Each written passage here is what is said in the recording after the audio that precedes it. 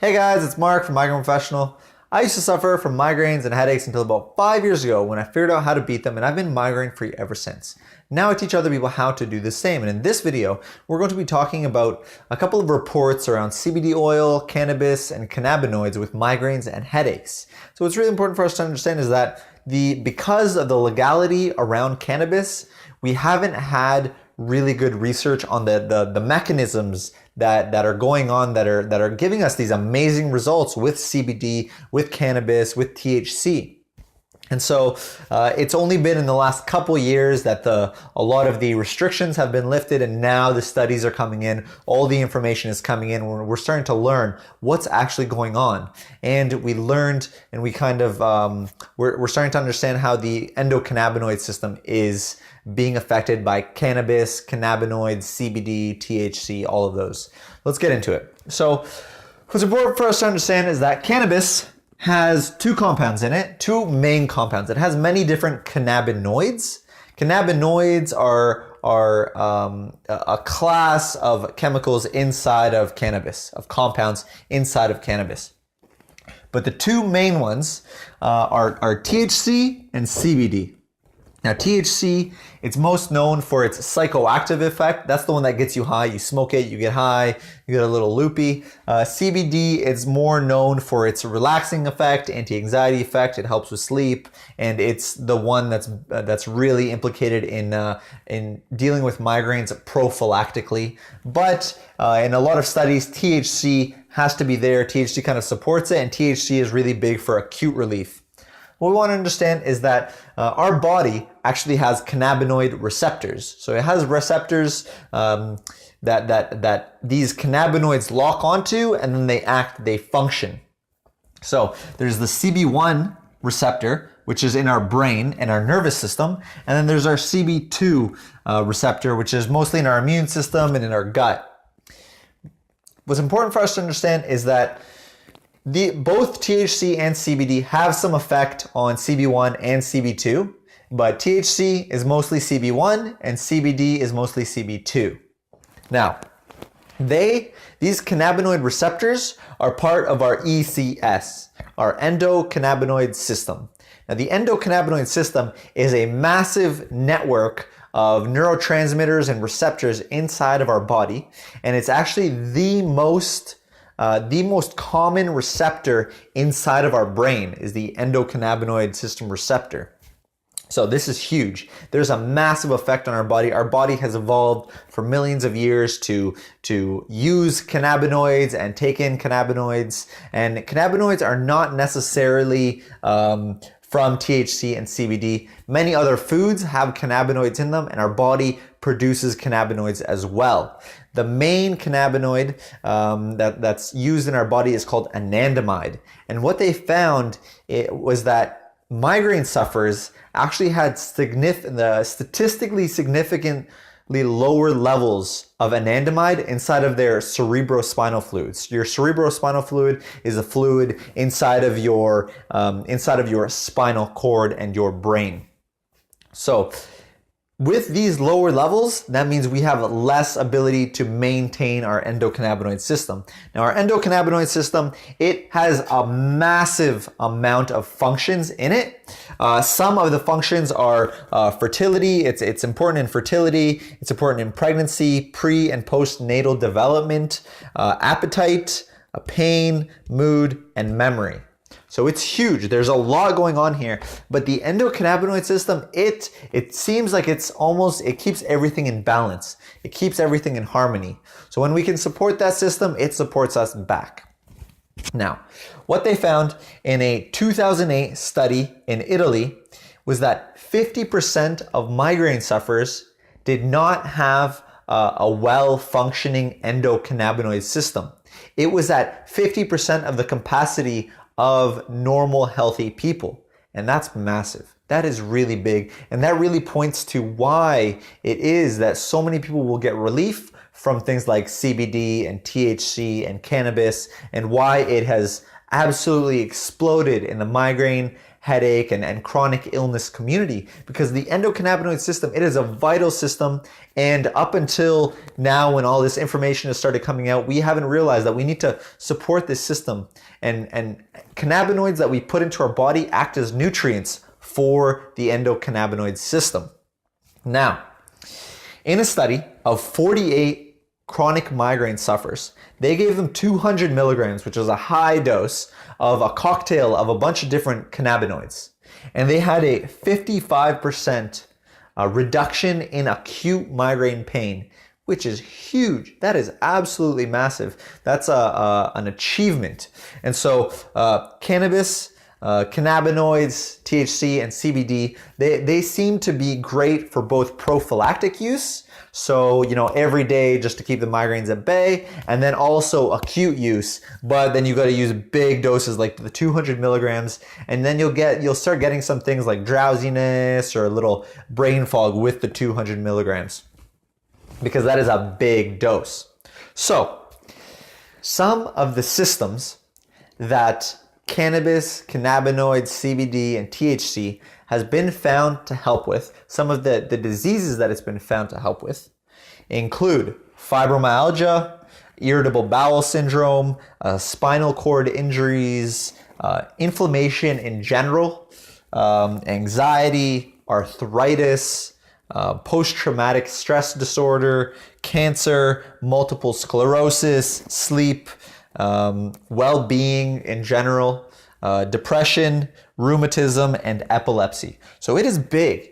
There's a massive amount of opportunity, and there's a massive amount of ability for our cannabis to affect our endocannabinoid system and help it regulate and support our body. So what are some of the ways that we can go about using cannabis, CBD, and THC? So some of the most common ways include inhaling it, taking it orally, eating it, taking it sublingually. That will be with like tinctures and oils. You'll put it under your tongue so that it'll absorb right into your bloodstream through your mouth lining, and topically through creams and lotions and things like that. So it's important to understand that when we're inhaling it, the most used way is smoking it through something like a joint or a bong or something like that. But using a vaporizer, vaporizing it, is actually a much healthier way, and it's less damaging on our lungs to use a vaporizer because it's a lower temperature.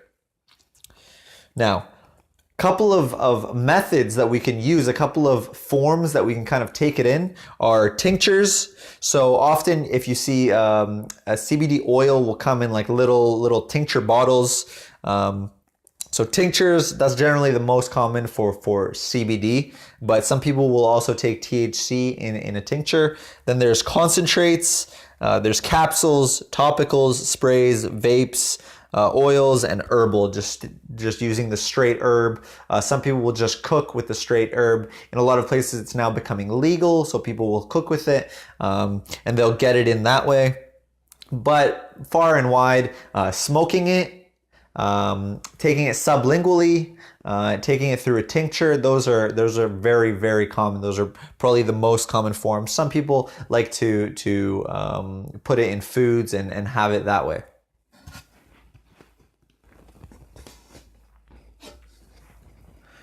So, is it safe? Is CBD, cannabis, and THC safe?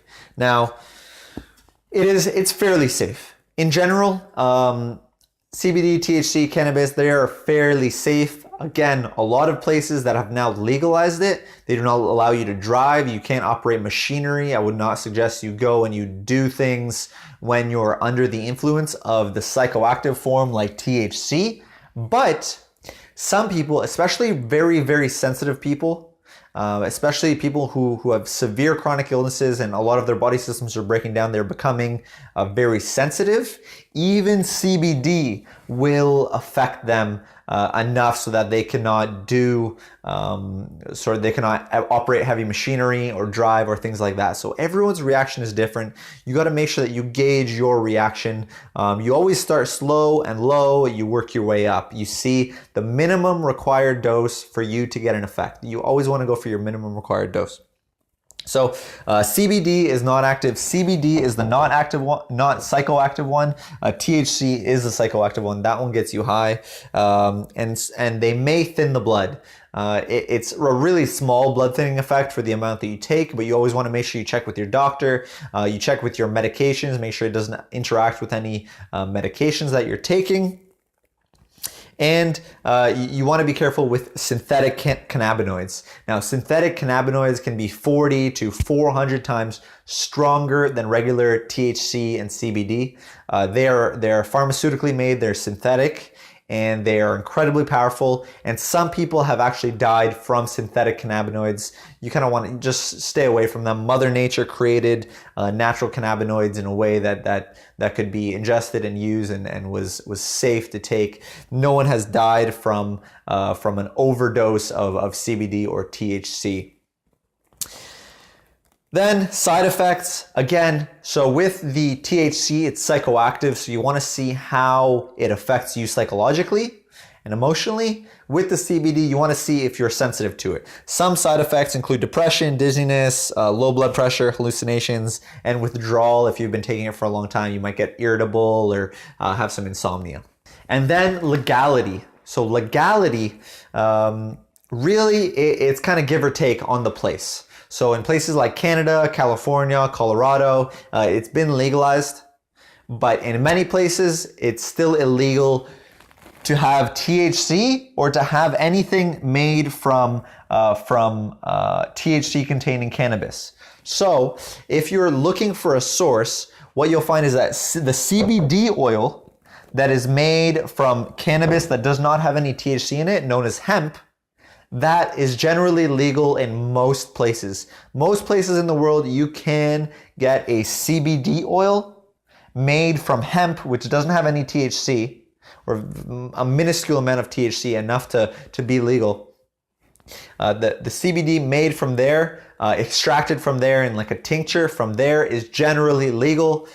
There's many places to buy it online, and I'll link in the description a place that you can go to and buy it, get it for yourself.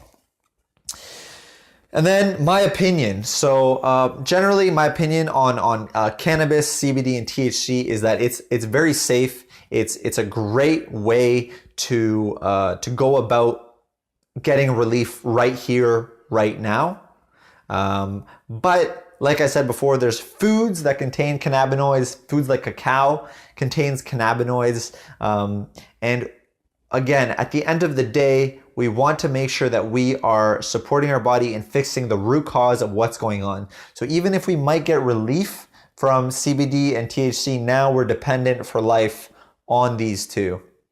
So we always want to dive in. We want to get some functional medicine tests. We want to get our hormones tested. We want to get full thyroid panels, things like that. We want to get our gut tested. We want to see what is actually going on that's causing these problems, that's creating these problems. But other than that, it's very, very safe, and it's fairly well tolerated. Some people with multiple chemical sensitivity do not tolerate it well, and some people with things like anxiety don't tolerate it well. Again, the compounds with the THC that have that psychoactive effect, if you have any kind of anxiety or depression or things like that, you want to make sure that you're being careful with the THC. But you can get a CBD oil that's fairly free of any psychoactive effects, and that's it's great to use both topically and internally, and it's fairly safe. So the Congress of the European Academy of Neurology actually stated that cannabis is just as suitable of a prophylactic for migraines as any pharmaceutical. So that's really saying, you know, it's very safe. You just want to check on legality, and you want to see what dose works for you. And so let me know in the comments below. Let me know, have you used cannabis? Have you used CBD or THC? Have you used it in an oil or a tincture or smoked it? What has worked for you in terms of cannabis? Let me know in the comments below. And if you're kind of worried about trying it, let me know. Send me some questions and let me know what are you worried about? What are your biggest fears around it? And yeah, kind of let me know in the comments. Thanks. Hey, it's Mark from migraineprofessional.com. Thank you for watching this video. Make sure to subscribe in the bottom left corner. And if you want to learn more about migraines and headaches than you've ever known before and understand what causes them, what creates them, and what you can do about them, make sure to go to migraineprofessional.com. Thanks.